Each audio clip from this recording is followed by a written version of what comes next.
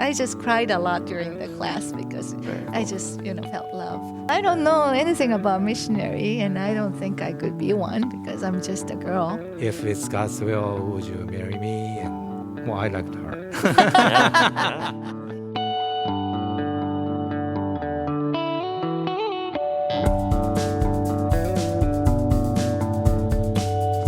Tomu and Carrie, thank you for joining us. These are Grace Bible Church global partners in Japan for over 30 years, been partnered with Grace Bible. Maybe we'll talk a little bit about how that started in a bit. But yeah, I just thought this would be a great chance to get to know you guys a little better.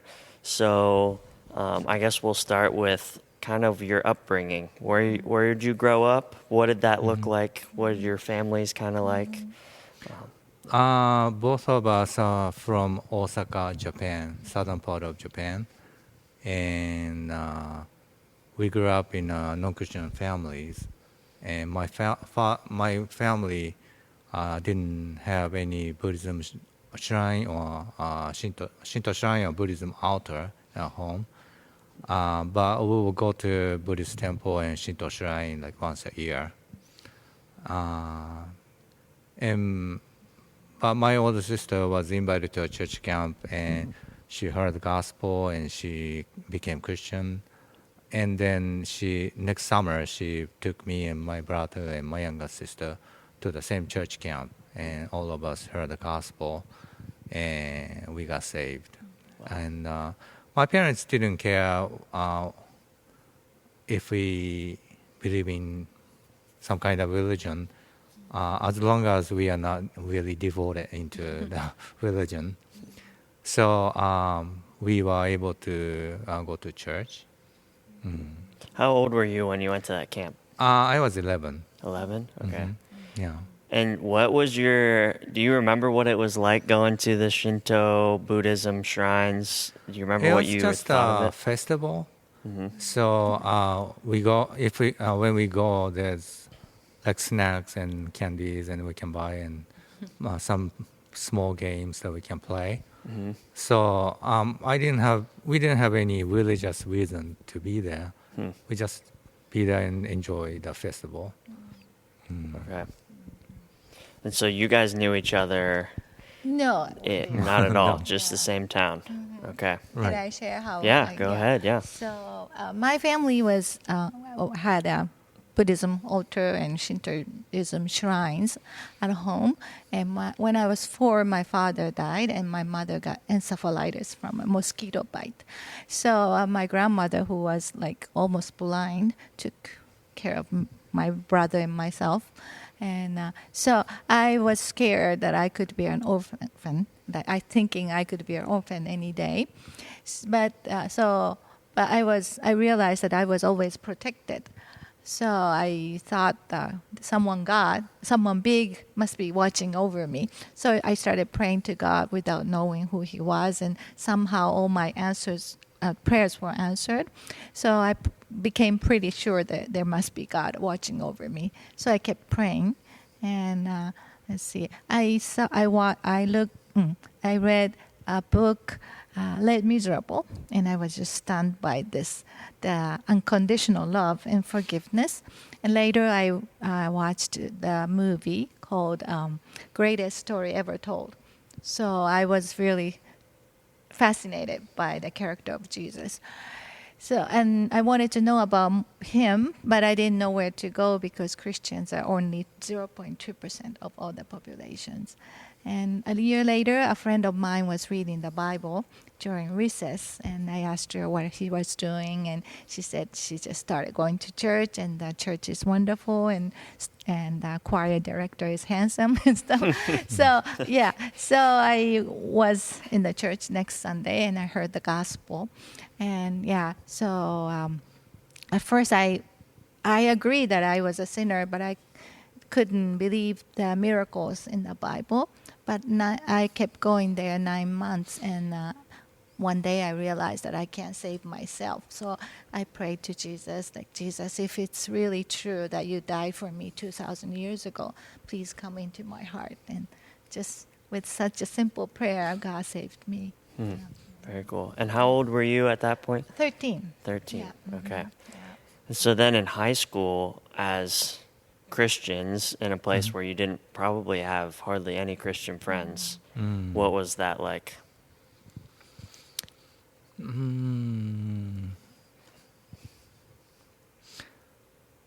I was not really showing my faith with my friends. So I went to church every Sunday, but I didn't tell my friends that I was going to church. Yeah, but I just share my testimony, faith with the close friends, and so I will invite them to come to church. But other students wouldn't know I was a Christian. So did you have people in that church that really invested in you or like walked you through the Bible or not yet? Yeah.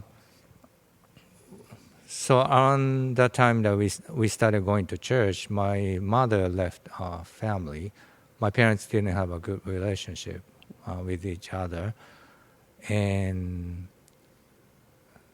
the church adopted us as a spiritual family, and so we will go to church every day, and yeah. So I didn't have like a Bible study besides the Sunday school, but I felt love, family, Christian love, while I was in the church. Wasn't Mr. Kato there? Yeah. Well, he was there later on. So. Oh, okay. Okay. So then later on, there was a man who kind of took you under his wing a little bit, or? Yeah. So Word of Life sent a missionary couple to our church, and so on Saturday they had a Bible study group, and I went there. Yeah. So. Were there others your age at church? Yes. At the Bible study, we had like 6 or 7 students, and which is very rare in Japan. Yeah, so they are about our age or a little younger. Okay. And so kind of some Christian friends, but they really, overall, like the whole church really became like a family. Yeah, yes. Wow. Very cool. Yeah. And then Carrie, for you, Yeah. what was that like? Yeah, the church that I got saved through was really didn't know the Bible well, so they told me that I have to be good so that I wouldn't lose salvation. So I didn't grow at all, but I invited a friend when I was in high school, and she started coming to church. Then later she started going to. She received the flyer from Navigator English class. So she went there and she got saved in a camp, and she started going to Tomo's church. And Tomo's church was a really good church, growing, because the pastor got saved when he was an exchange student here.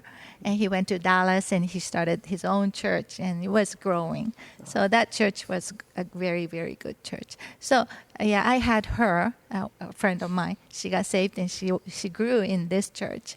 So that was really good. And I didn't grow for 12 years, but this girl Keiko, yeah, she just kept telling me to come to his church. So it was, yeah. And finally I did, and I started growing. Yeah. Okay. Wow. So then did you guys have any interactions before? I know we'll get into college we later, are in different groups. but different groups, yeah. I was there for just like a year or so. I wanted to go to America because, because of this bad doctrines that they taught me in the other church. So I was really confused, and I was so empty inside. So I wanted to come to America to find a new me. So, and I went to Word of Life Bible Institute in New York. But so we kind of knew each other, but that was it, right? Yeah, not much. Yeah. So then how old were you when you went to Word of Life? Okay, I was 24. Okay. So you went through high school, and then did you work? College, I went to Okay. Kansai University. I majored in English literature, and I started working for a trading company. Okay. And I worked there for 2 years. Okay. And the college, were you close to church still at that point? Yeah, Okay. yeah, yeah. Nice. And Navigator was very active in there. Okay. Yeah. Nice. So then you went to Word of Life first, right, Carrie? Right. Okay. So that was because you wanted to grow more. I assume you heard about it through the missionary that joined their church, or Yeah, from Pastor Takagi, who got saved in New York Word of okay. Life camp, and of course, I talked with Mr. and Mrs. Kato, the Word of Life missionaries, yeah. But I didn't know that God at that time. I didn't know clearly that God was still, God still loved me. So over there, yeah, I learned that Jesus never left me, and I gave my life to the Lord then. Yeah. very cool. Yeah. So then, I guess since you went to Word of Life 1st, we'll start with kind of into the college years. English was a second language. Going to Word of Life, who in New York, right? That spoke English or obviously taught in English. What was that transition like coming to America? Yeah. So when I went there for the first time, I realized that all my American friends, like missionary friends, had been very gentle to me and spoke really clearly, slowly to me. And when I went to Bible Institute in New York, like it was just everybody was speaking really fast. So yeah, I couldn't understand a lot, but that God really broke my pride. And I became really humble, and there God really taught me a lot of things every day. Yeah. Yeah. So besides the kind of language, culture shock of it all, what were kind of some of the key things you remember of going through Word of Life? Either that God taught you or people that He put in your life? What did that look like? Yeah. So so there were a couple, Marcia and George and Marcia Slothauer. They were like supporting all the. They were supporting the Katos, Yoshito and Hisako Kato, and they decided to help me before they knew me. So they became like my parents, American parents, and yeah. Wow. So their love was like really, they gave me a big impact, because before then I didn't know,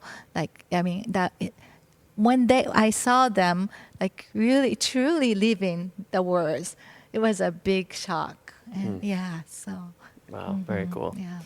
So then did you feel like you could learn quite a bit in the classes? You like just as you, I would assume outside of class is where you kind of were able to dig in more to truths in the Bible and how God still loved you, like still was with you. Is that more where you learned about the Bible is outside of class? Yeah, yeah. So let's see.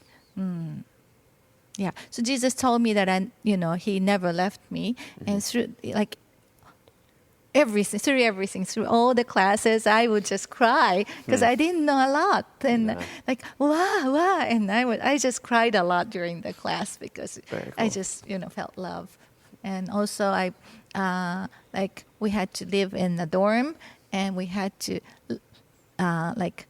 sometimes we have not fighting, but things that doesn't work well for me and everything. But we had to solve everything according to God's words, and that was a very big practice for me. Yeah. So we just didn't meet like once a week and say hi and not be nice and go back home. We didn't do it. We had to live together. So that was very great training for me. Yeah, Yeah. I'm sure. Yeah. So then Tomu, you came to Word of Life how many years after Carrie? She was there 88, 80, and I was there 89. Okay. So we were not there at the same time. Okay. How did you go there because of hearing it from that missionary at your church? Yeah, or- and also I was going to college in Japan, and my uncle died. And as far as I know, he never had a chance to hear the gospel. And I felt that I was responsible of sharing my testimony, faith with him, which I didn't. So God gave me desire to learn more about the Bible and about God. And so, I decided to go to Bible Institute to study more there. And so had you finished college? Did that happen during college? Did you go all the way through, or did you just stop then? I was in third year, and I stopped going to the college and went to Bible Institute then. Okay. Wow. And then what was that beginning transition like for you? It was very hard. I was not, I didn't know English well. And so, like, first 1 month, I was sitting in a class and didn't get anything. But because I was going to the church for a long time, I had a Bible knowledge. And so, but I think I never applied that to my life. But 1 month after I got there, I broke my leg by roller skating.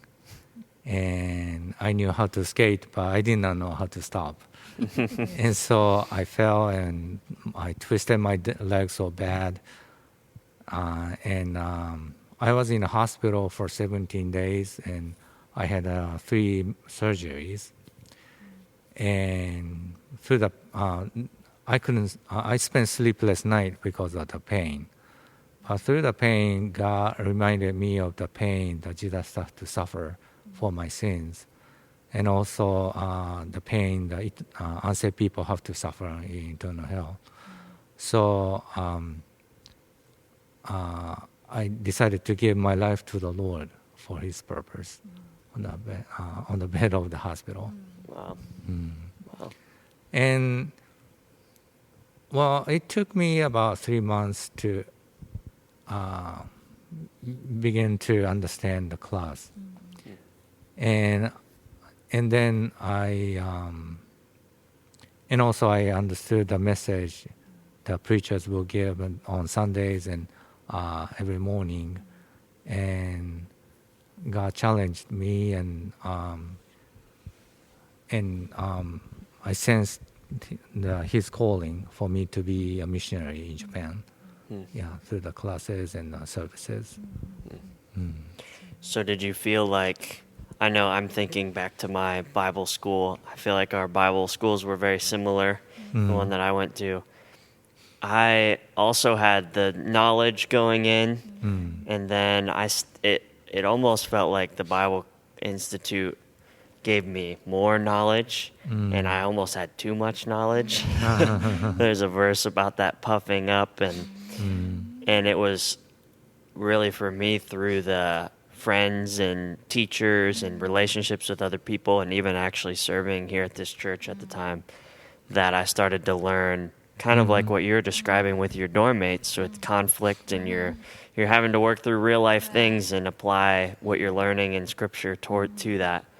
Did you kind of start to feel that yet at Word of Life, to practice those things out, or did that come a little bit later? At first, even though I didn't understand the class in English, I was like, well, I knew that thing, and I knew that, and then I knew pretty much everything, the kind of attitude. Yeah. But as I began to understand English, I found out that I didn't know much about English, the Bible, and I felt like, well, I need to grow more and more each day. Yeah. That's very cool. Yeah. That's I feel like that is a big thing to learn. That's what I came away with too, was I think I learned more about how much I don't know than what I actually do know. And hopefully we stay that way, I guess, for the rest of our lives. Very cool. So then you felt kind of, you described your story of wanting to go back and be missionary in Japan. I guess before we get there, did you guys meet much at all? You were different years. Did you interact much at Word of Life? No. Not at all there either. No. Carrie was accepted as a missionary's Word of Life in '89, and she raised her support in the summer. And I was there, so Just I saw those- her several times. Just then. those 2 months or so. Yeah. Okay. And so then, Carrie, did you go to Word of Life wanting to go back to be a missionary, or when did that happen? Not at all. I just wanted to, fulfill me. I didn't know anything, like I thought that God would just, forsook me. So, yeah. So, and I learned that Jesus, is like loves me so much. So I gave my life to the Lord in the end of, during the Bible Institute year. And, so I told Jesus that I would do anything. And so I went back and, the Katos, the missionary couple from Word of Life, they asked me if I could help them with Bible Club material translation. So, it was really fun, to see so many young people getting so excited about the Lord. And I didn't have that when I was a teenager. So I thought it was so important to teach them the Bible in the right way. Yeah. So, but after a couple months, they said they don't have any more support money to support me. So they said, Carrie, you have to be a missionary on your own. So I said, well, I don't know anything about missionary, and I don't think I could be one because I'm just a girl. But I read a lot of verses, and one verse was, and God really told me this is His will. And one of them is, by faith Abraham, when he was called, obeyed by going out to a place where he was to receive for an inheritance. And he went out not knowing where he was going. So I obeyed his calling, and God miraculously raised all my support in 3 months. Wow. Here. So that's how I became a missionary. Wow. Yeah. So how long after you graduated did you raise support? Okay. After I graduated December of '88, and I started helping the Katos, and went to missionary training in May. So June, July, August, I was Okay. there in New York, and those 3 months, God raised all my support. Okay. Yeah. And then you went back and helped the Katos for a while after that? Or? Yes. So I went right away. I went back to Japan, and I think they were still in Osaka, and I lived in Osaka, so I helped them. And after they moved to Tokyo, I did translation from my home, and I went to help them with their camps and Bible studies and stuff, like once a month or so. Yeah. Very cool. Yeah. So then, how did you guys end up meeting? What happened? So I graduated from Bible Institute in March. I was a March student. Okay. Then I had a desire to be a missionary. So when I go to church, there's Carrie walking there, and I ask her many questions, and somehow no. I've how do I say? Well, I liked her. How do you say? Yeah. There was an interest. So I could picture well, maybe we can, if we get married, we can work together, and because we graduated from same Bible Institute, our value is about this. The vision are the same, and and I loved her, so very cool. Yeah. So then you start asking questions about ministry, what that looks like, and then how did you guys start actually saying, hey, what could this look like with us being together? How did you start dating? So I met her at church, and sometimes we went to cafe or McDonald's in Japan, and to a park, and we talk about like being a missionary, how it is to be a missionary in Japan. And one night I asked her, like, if it's God's will, would you marry me? And that question you cannot say no. So yeah, and she was like, Yeah, even she was before thinking we about. started dating, I think he asked me if Yeah. if I could marry him. Yeah. Yeah. I like it. Purposeful. Right. Yeah. Yes. Purposeful dating.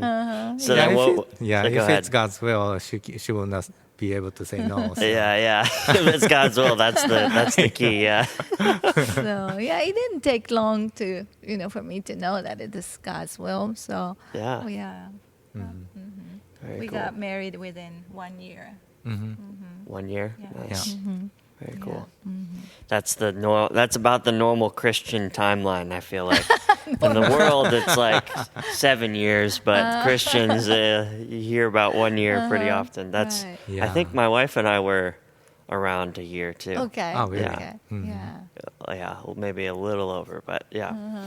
Yeah, Very he cool. wanted to go to the second year in Word of Life. That's why he didn't want to go by himself. He Oh, wanted yeah. to be married. Yeah.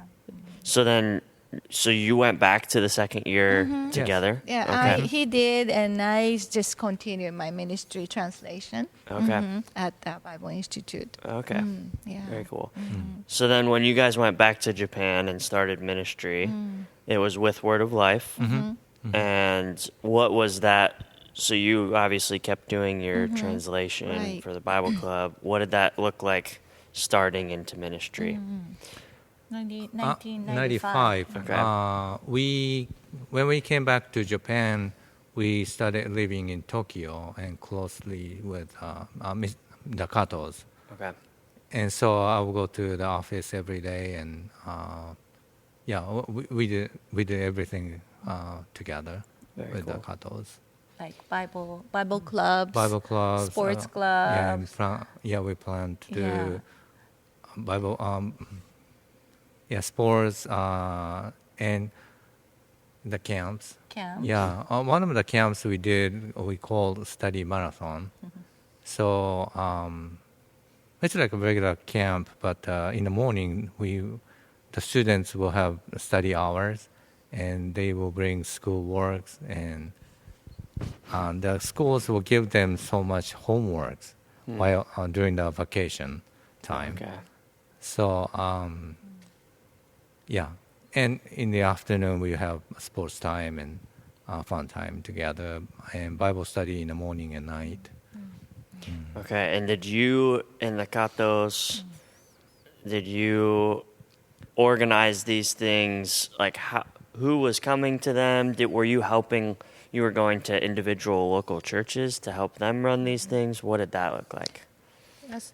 We plan camps, and also we are helping other local churches, and so we will invite teenagers from those churches and encourage them to invite their friends to the. Yeah, so this yeah. Tokyo Dendokan Church, I think they used to have like 2 teenagers before the Katos moved in, and after they came, and we joined, and I think we had like 50 teenagers in one church. Yeah. Wow. So Very that cool. was really exciting to see, God working so, rapidly. Yeah. And there was American person. He was a really good Christian, and he was teaching English in several high schools in Tokyo area. So whenever we had an event, he will invite his students to come to the program. Okay. Yeah. So then, I guess before we keep going into, I guess the next step after that, tell us a little bit about Japan and just like what it's like. You said there's 0.2% Christian. Tell us a little bit about Japan as a whole, kind of the challenges. Main religions are Buddhism and Shintoism, Buddhism is ancestor worship, and Shintoism is animism. They believe in many gods. And so each family has like Buddhism or Shintoism or both at the same time. Each claim that 80% of Japanese population are in their religions. And at the same time at school, everything they learn, the students learn, is based on atheism. So when we share the gospel with people, they either think that Jesus is one of God's or there is no God. And so, and when we share the gospel from the Bible and say the Bible is God's word, people think, well, how we can say the Bible is God's word? So we need to start from there. Yeah. Yeah, start like, why is the Bible worth listening to, or is there even a God? Those kinds of questions is what you're saying you would have to work through first. Yeah. So we use like Bible prophecy and the fulfillment in the history and accuracy of the historical account in the Bible. And as we are doing this, people began to think, well, Bible is a special book that they need to listen to. And also at the same time, they can feel Christian love through our relationship. And if because they are under like atheism influence, they don't have any hope in their lives, and they cannot find any purpose for their lives. So as we continue to meet with them and have Bible study, they began to understand what we are trying to communicate with them. Do you have anything to add on, Carrie? That So then, that's so. Are I guess, are students likely to hear you out, listen to you, or go through the Bible study? Are they interested, or is it usually like they don't want any part of it? They're good with their atheism or Buddhism or Shintoism. That depends on the person. Would you say most of them? Is it hard to even tell? Like, most of them are less receptive, or is there a way to tell that, or no? That's okay if there's not.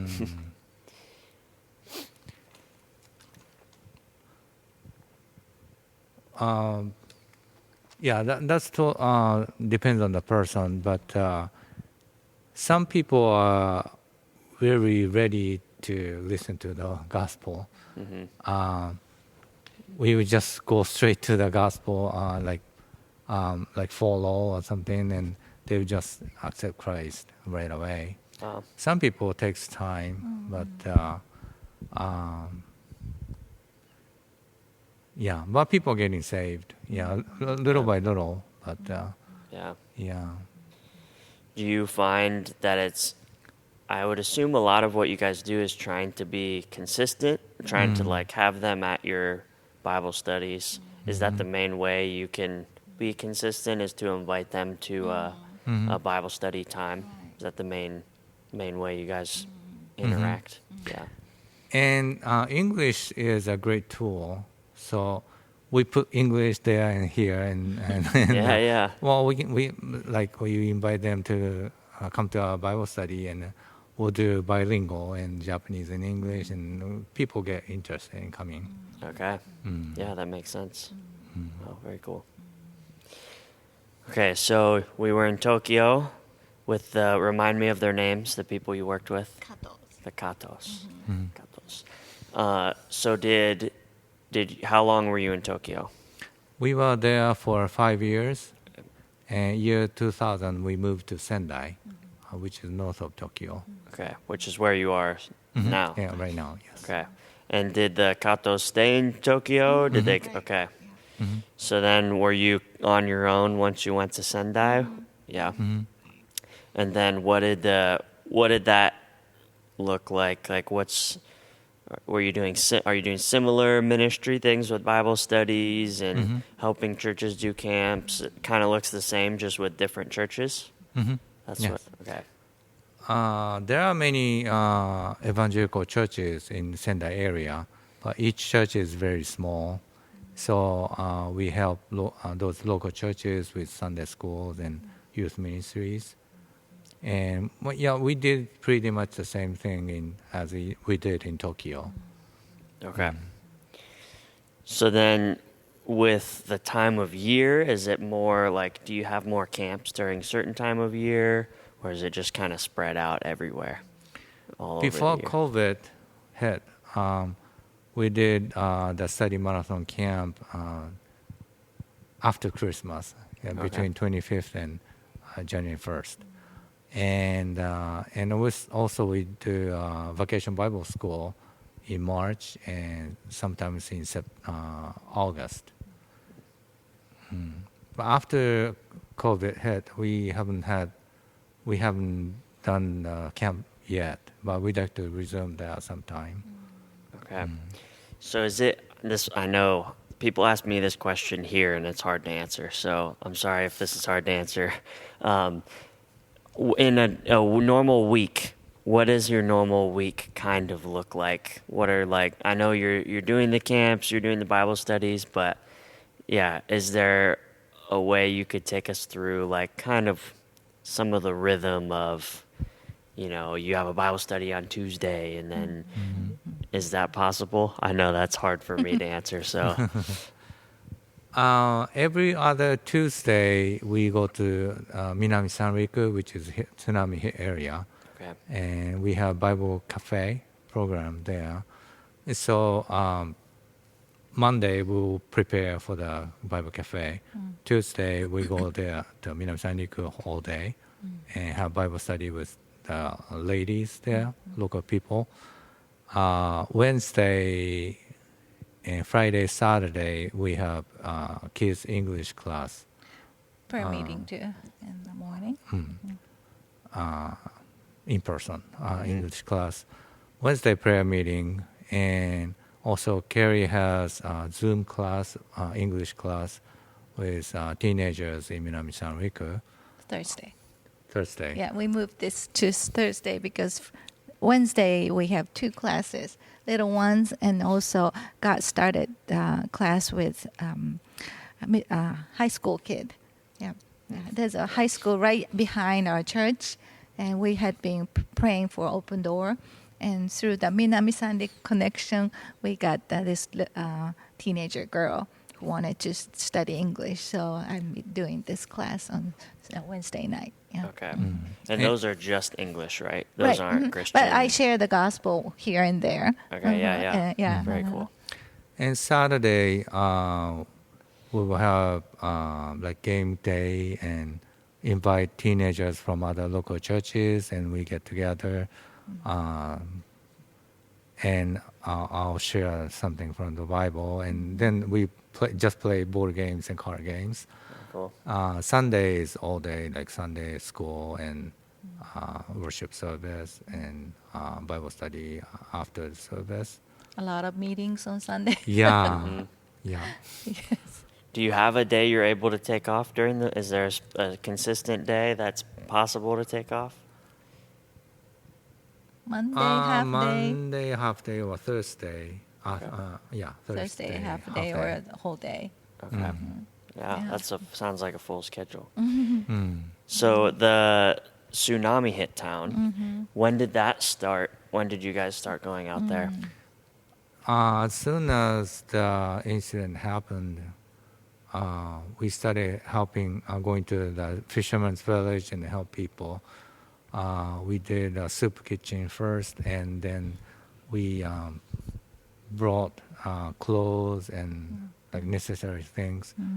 Samaritan's Purse helped us a lot to, distribute stuff, and they gave us a lot of stuff. Samaritan's Purse and food for the hungry. People all over the world, from all over the world, helped us.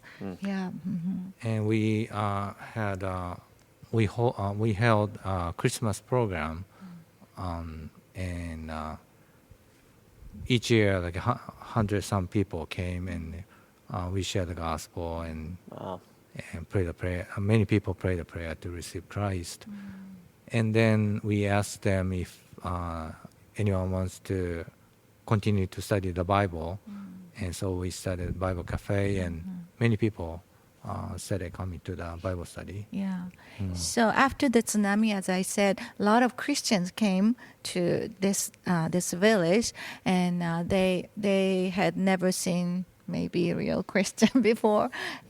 So I asked the lady when I started the ladies' Bible study.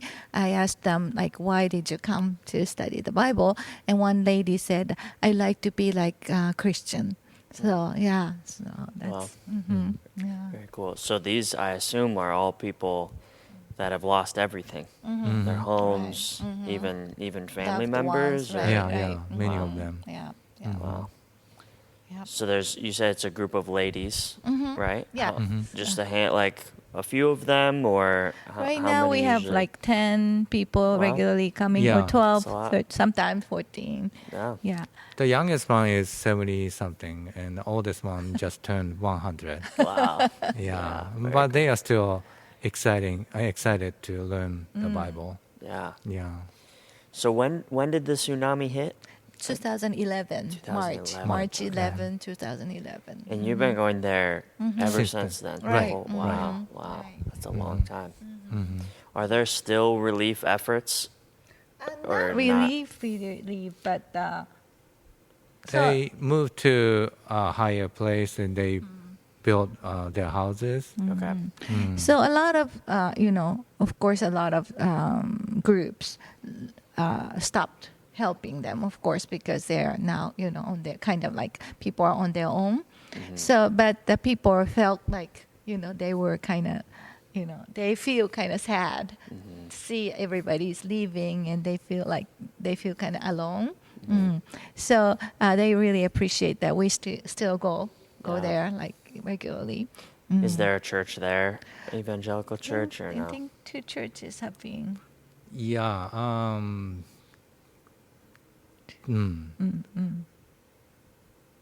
Some group started a church, but just a few people gather. Okay. Okay. And I think that that place, they are very group oriented. So, they're not like, oh, okay, well, I'll go there or I'll go here. Like if they are really group oriented. So they don't want to go to somewhere that they don't know. So it's so they enjoy coming to our Bible study twice a month. But Yeah. Very cool. Can you guys, as looking at, the last 30 years of ministry, are there a story for each of you that kind of stands out as someone that you've got to, be a part of what God's doing in their lives? Are there any stories that stand out? Right after we moved to Sendai, I started helping one church. The church is in the next prefecture, Yamagata, and it took like 2 hours to get there. So I would go to the church on Saturday and stay there overnight and help the church on Sunday and come back to Sendai. And I was staying there overnight. Some teenagers started staying there together, and we will go to public baths and play games and ping pong, and then we had a Bible study at night and in the morning, and they really enjoy it, and I really enjoy that too. And one of the teens who came to the to stay, became the senior pastor of the church. He went to World Life Bible Institute, and he kept studying, and then became a senior pastor. And so I'm very excited seeing him growing and becoming became the pastor of the church. Same church? Same Yeah, one the same church. Very Yes. cool. So we don't see many fruits from our ministry. We don't see like thousands of people coming to know the Lord all at once, and church will grow that fast. But gradually, God is giving us the fruits, showing us the fruits from our ministry, and that's exciting. Yeah. Yeah. I'll say from our perspective, or from my perspective, it's always exciting to hear about, the slow, faithful work in individual people's lives. And just, I know for my life, it doesn't happen like a quick, nothing happens. I don't learn anything well and start living that way through quick interactions.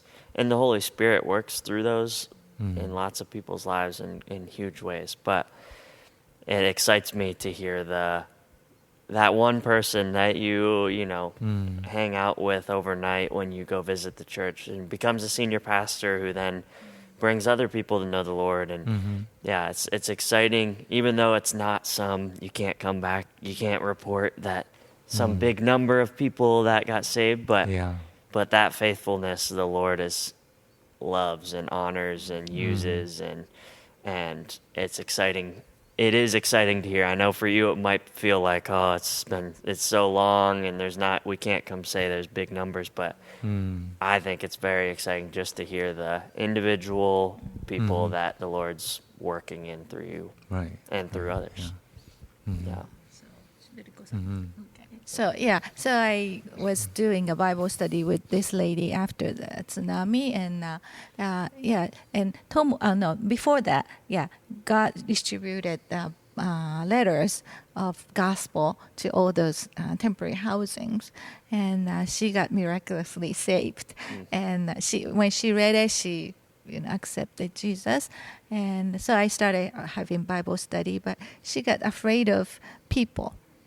She thought that her kids will be kind of like, looked down on because she became a Christian. So she wanted to hide her faith, and she disappeared from us, and we didn't know where she was. But I kept praying for her and her family. And was it like 3 years later, we got the phone call from one of our missionary friends, and they said, so and so, I won't tell you the name, but so and so wants to get baptized from Tomo. So we were like, what? And this missionary couple met her in another village, and they started having a Bible study, and she said that she wanted to get baptized. Very cool. And I asked her how her daughter was doing, and because I was praying for her, and she said that, it's interesting you asked me about her because she's pregnant but she's not married, so I'm gonna have her abort the baby, then I get married, I get baptized. But God changed her heart, and the baby is born, and they're having a great time. And this lady got baptized, and she shared the gospel with her father, her mother, and her aunt, and they all went to be with the Lord. So it's really wonderful. Right now, because of COVID, she got worried about meeting a lot of people. So she hasn't being able to have a Bible study with us. I'm just praying that God will give us more opportunity so that she can grow. Wow, very cool. Are people still worried about meetings since COVID? I know you said the church has kind of had a hard time Probably everywhere. That's true. Like in the fisherman's village, people are still wearing masks. In Senda area, people, there's some people still wearing, but most of people don't wear it right now. Okay. And we did vacation Bible school, and we were not sure if anyone would come. But 46 people, students came, and it was the biggest number for our vacation Bible school. Oh yeah. Very cool. And they wanted to meet in person, but they never.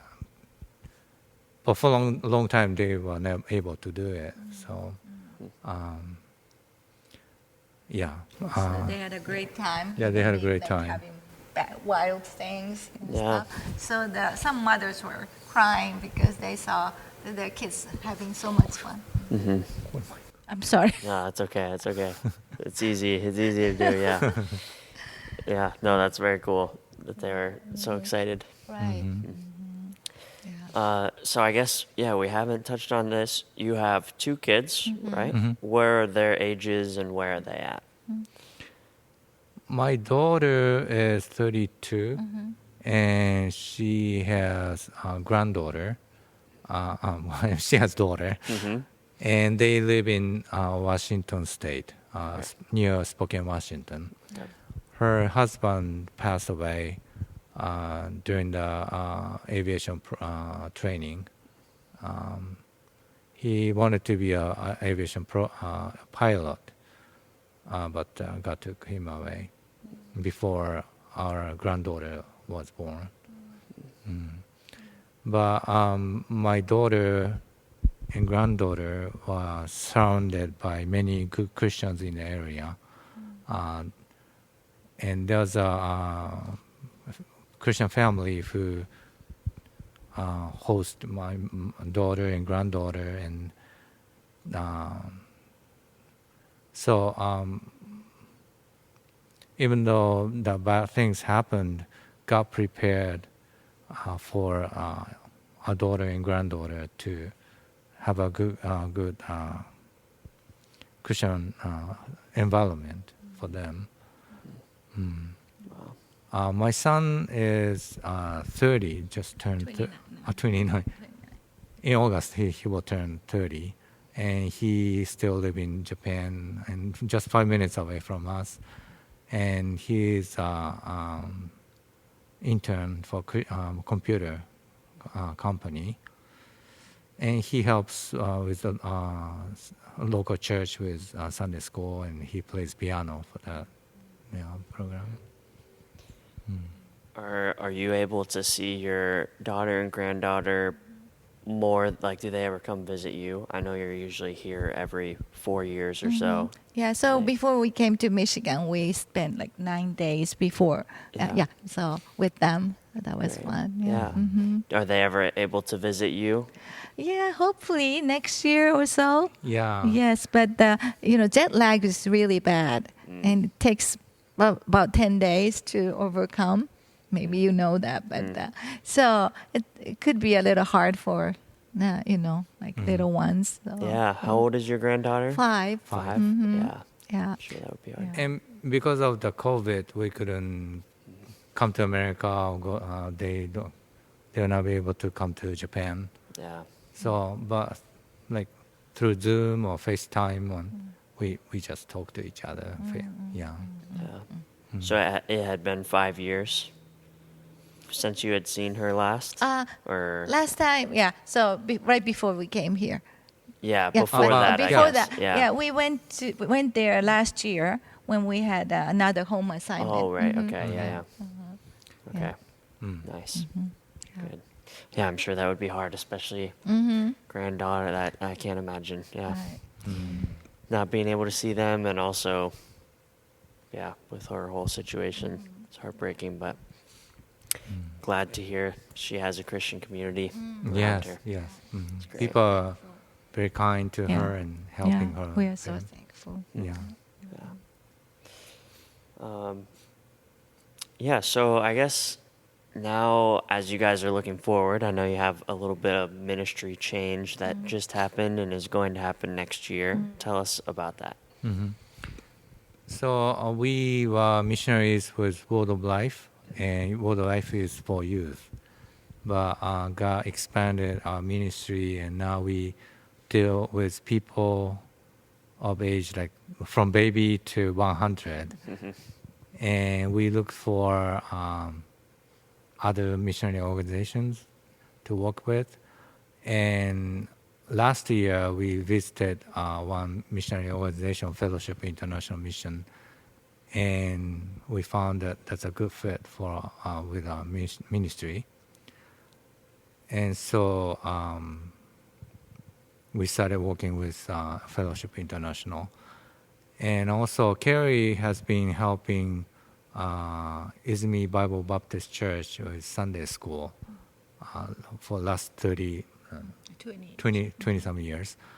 And the senior pastor is retiring, and I'm going to take over his position from next year. Very cool. And is that close to where you live now? Mm-hmm. Just a few Yeah. minutes, or 20 minutes yeah, by 20 car. minutes. Okay. Okay. Yeah. So we will live in the same place and we will live in the same house, but Yeah. Little different ministry. Yeah. We will continue to do the youth ministries, but at the same time we will do the pastoral ministry too. Yeah. And Minami-Sanriku too. Yeah. So I guess, looking forward, I know there's so much unknown with being a senior pastor, I'm sure, what that all will look like. But are there any goals or things you're hoping for in the next couple years as you make that transition? Ways we can be praying as well? Yeah, we'd like to see the church grow and reach many young people. And also we have English class right now, and 32 students who come to our study, our English class. And we started the English class for them to come to church. But there's still a big gap between English class and church. So we need to think about the bridge that they can go across. And we are hoping to see them come to church regularly and Sunday schools. We invited them to Mother's Day, Father's Day, Christmas event, Easter, and chocolate party on Valentine's Day. Nice. And so they will come to church for special events. Yeah, but we like to see them come to church regularly. Yeah, and their families too. Yeah. Are they all close by? The closest is like 10 minutes by walk, and the most far one is like 20 minutes by car, something like that. The parents are no Christians, and most of the kids cannot come to church by themselves. So, we need to think about how to get them come to church. Yeah. So when we were in Grace Sunday service here at Grace, and just it was wonderful to see so many young people, young generations excited about the Lord. So about the Lord, I'm sorry. That's okay. So I thought it's really important, to give the baton to the next generation. Otherwise, it's done here. Yeah. So it was really encouraging too. So pray that God will help us to do the same thing. To take care of the next generation also. Of course, we treasure the older people too. Yeah. We love them, but at the same time, we'll just keep going forward. Yeah. Yeah. Very cool. Yeah, we'll definitely be praying for that as we think of you guys. Yeah. Sorry, I thought were you gonna say something, or no? Sorry.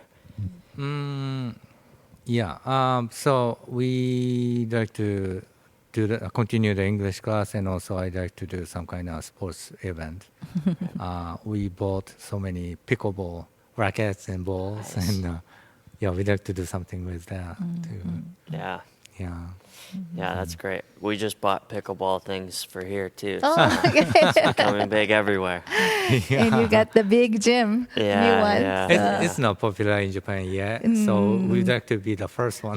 You'll make it. You're the ones to make it popular. Yeah. Right. You could probably start some business and yeah, sell your own pickleball paddles. Right. Oh, that's funny. Yeah. Well, yeah. Thank you guys for Thank you so Wow, much. thank you very much. sharing Yeah. with us Opportunity. and yeah, being here, making the trip out, spending the time, letting us get to know you a little bit more. Yeah. Thanks so much. Thank you so much for your support Yeah. and prayers and everything. And thank you for this opportunity. It's great.